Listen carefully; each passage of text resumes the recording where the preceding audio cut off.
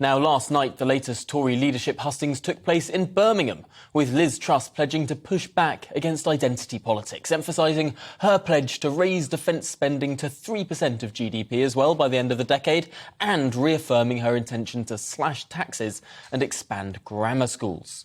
Rishi Sunak, on the other hand, re-emphasised his commitment to cut VAT on energy bills, a U-turn on his no-tax cut position he set out at the start of the campaign. The former Chancellor also said that he would increase stop and search as Prime Minister, doubled down on his intention to issue fines to those who miss GP appointments, and called Scottish nationalism, quote, very seductive, saying that he will fight that seduction by speaking to people's hearts as Prime Minister. Well, there are 12 days to go until the winner is announced at midday on the 5th of September. Voting closes 3 days earlier, a week on Friday.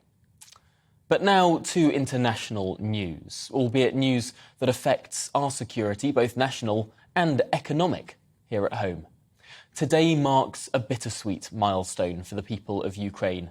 Firstly, as they celebrate their 31st Independence Day from communist Soviet rule, all while the country continues to defend that priceless independence as a sovereign state from Putin's war of aggression, a war which started 6 months ago to this day. Let's remind ourselves of the timeline of this conflict.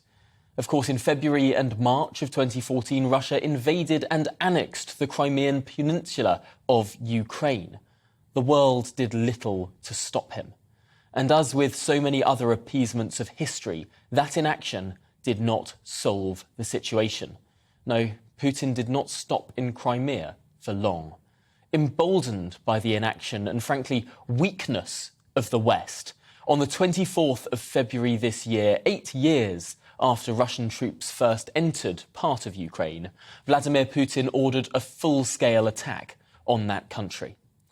On the 8th of March, Ukraine's President Volodymyr Zelensky made his first address to the UK Parliament as civilians were given permission to evacuate Ukraine through humanitarian corridors.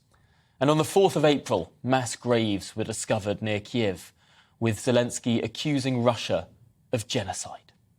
Then on the 9th of April, the Prime Minister Boris Johnson made his first visit to the war-torn country as a strong show of support. On the 27th of June, following further escalation, Russian missiles struck a shopping centre in the city of Kremenchuk, killing more than 20 people in a residential area.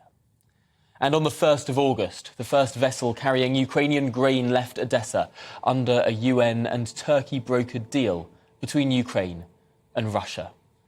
Just a flavour of the last 6 months of terror for the Ukrainian people. But of course, they are fighting back and fighting back strongly. The Russians have retreated from Kiev, and there's every chance that the Ukrainians could push them further, push them east of the Dnieper River.